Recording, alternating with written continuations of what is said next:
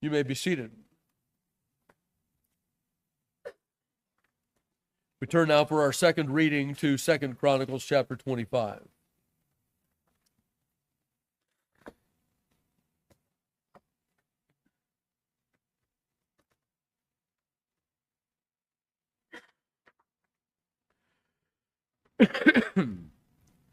Second Chronicles 25, verse 1, hear now the inerrant, infallible, and inspired word of God. Amaziah was 25 years old when he began to reign, and he reigned 29 years in Jerusalem, and his mother's name was Jehoaddan of Jerusalem. And he did that which was right in the sight of the Lord, but not with a perfect heart. Now it came to pass, when the kingdom was established to him, that he slew his servants that had killed the king his father. But he slew not their children, but did as it is written in the law of the book of Moses, where the Lord commanded, saying, the fathers shall not die for the children, neither shall the children die for the fathers, but every man shall die for his own sin. Moreover, Amaziah gathered Judah together, and made them captains over thousands and captains over hundreds, according to the houses of their fathers, throughout all Judah and Benjamin. And he numbered them from 20 years old and above, and found them 300,000 choice men able to go forth to war, that could handle spear and shield.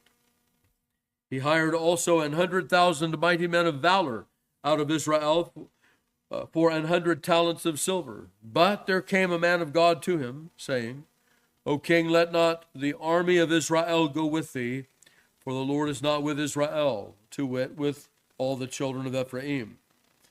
But if thou wilt go, do it, be strong for the battle. God shall make thee fall before the enemy, for God hath power to help and to cast down. And Amaziah said to the man of God, But what shall we do for the 100 talents which I have given to the army of Israel? And the man of God answered, The Lord is able to give thee much more than this. Then Amaziah separated them, to wit, the army that was come to him out of Ephraim, to go home again. Wherefore their anger was greatly kindled against Judah, and they returned home in great anger. And Amaziah strengthened himself, and led forth his people, and went to the valley of Salt, and smote of the children of Seir 10,000. And other 10,000 left alive did the children of Judah carry away captive, and brought them unto the top of the rock, and cast them down from the top of the rock, that they were all broken in pieces. But the soldiers of the army which Amaziah sent back, that they should not go with him to battle, fell upon the cities of Judah from Samaria even unto Beth-horon, and smote 3,000 of them, and took much spoil.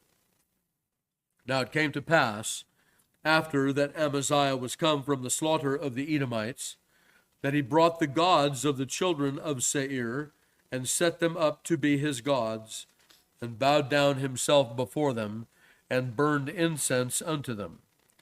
Wherefore the anger of the Lord was kindled against Amaziah, and he sent unto him a prophet, which said unto him, Why hast thou sought after the gods of the people, which could not deliver their own people out of thine hand? And it came to pass, as he talked with him, that the king said unto him, Art thou made of the king's counsel? Forbear, why shouldest thou be smitten? Then the prophet forbare, and said, I know that God hath determined to destroy thee, because thou hast done this, and hast not hearkened unto my counsel.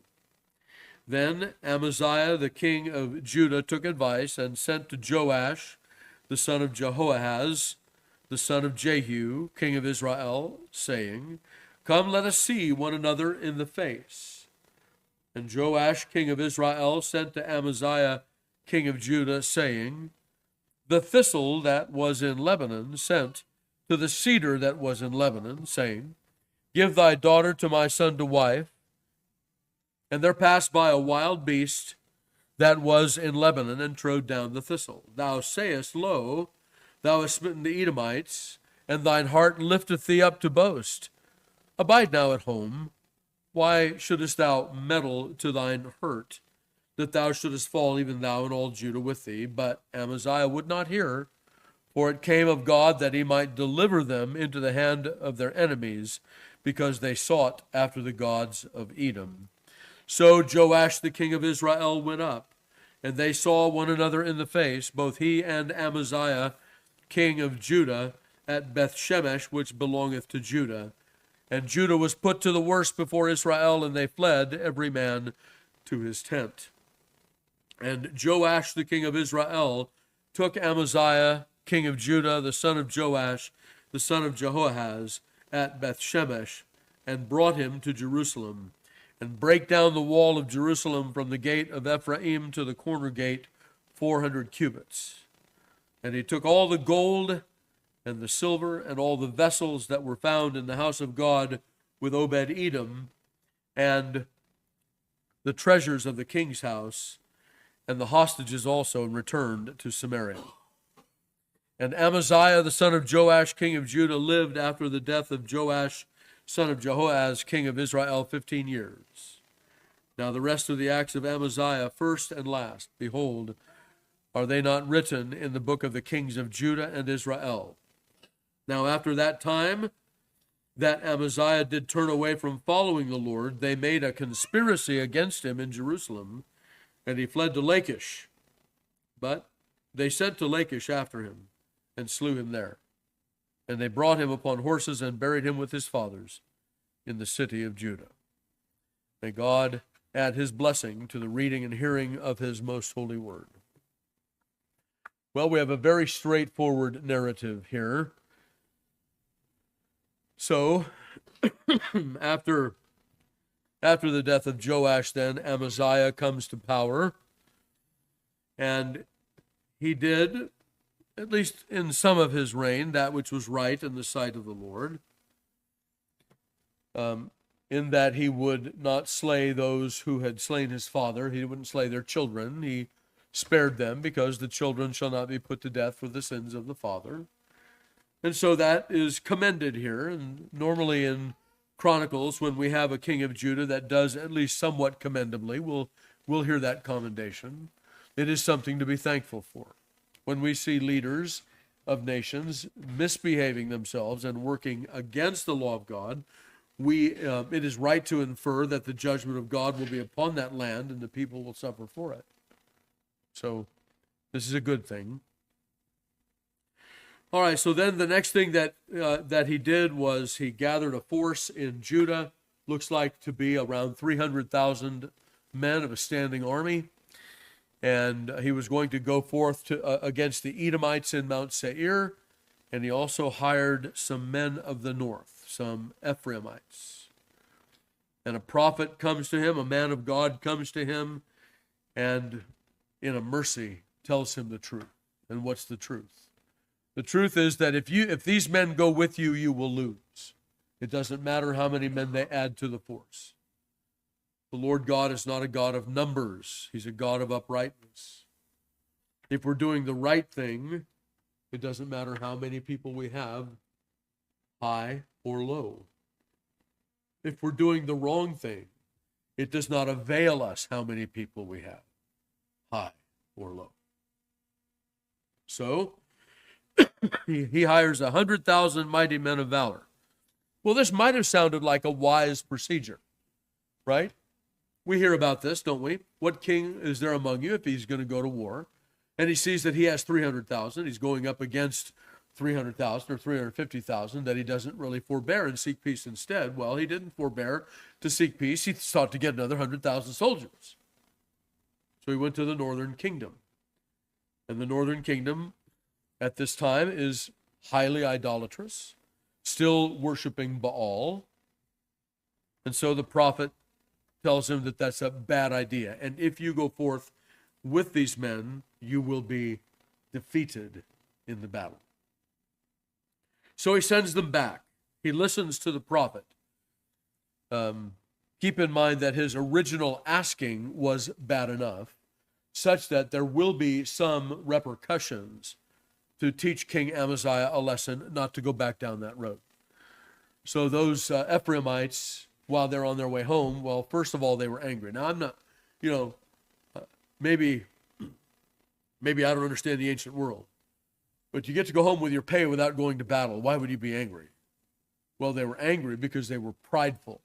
They wanted the victory in the battle, and this tells us that they were prideful, and so it was a good decision to send them home. That's not why we fight. All right, so home they go. On the way home, they destroy 3,000. It's difficult to know whether it's 3,000 cities or 3,000 people. I think it's people. I don't think there were 3,000 cities for them to decimate there. So they attack and they kill 3,000 people on their way home, just to show Amaziah that you don't get to treat us like that, right? Okay, so Amaziah goes to battle then with the Ephraimites, and they're victorious. Excuse me. They bested them, and they tossed them off the cliff. They were idol worshipers. They were all broken in pieces. And so what does Amaziah do? Well, he gets a little bit of juice going. Wow. Look at this. The Lord was with us, and we conquered. Well, maybe it's time to go take care of that northern kingdom up there that's got the idol worshipers and that attack my cities on the way back. And so he sends a message to Joash, the son of Jehoahaz, the son of Jehu. So the king Joash, of course, Joash was a Judahite king that has just died, right? Actually, his father's name. So now it's Joash, king of Israel. And so what happens, he says, let's go look one another in the face. And of course, there's this exchange that takes place between them that is subtle, I guess, right? The thistle that was in Lebanon said to the cedar that was in Lebanon, in other words, you're the thistle, I'm the cedar. In a fuller account of this, one king responds to another and says, don't put on your harness as if you should be taking it off. In other words, don't dress yourself up for the battle because it's not going to do you any good. Of course, they do go to war.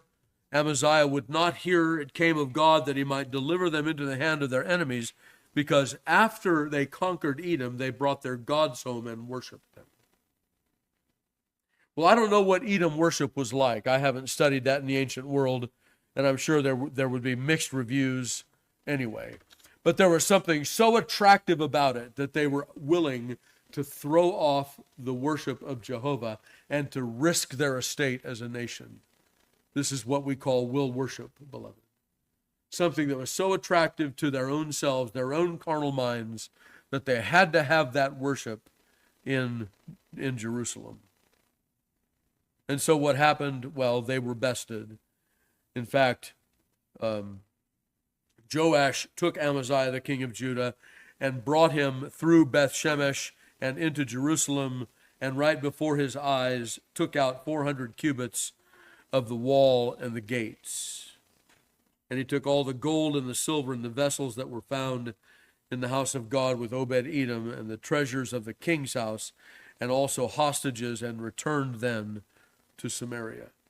As 2 Chronicles is the story of the worship of God and of the house of God in Judah, we understand why the writer included that, because it is once again emptied out of its treasures by idolaters, because its worshipers had become idolaters instead. All right, so now we have the epilogue of the story.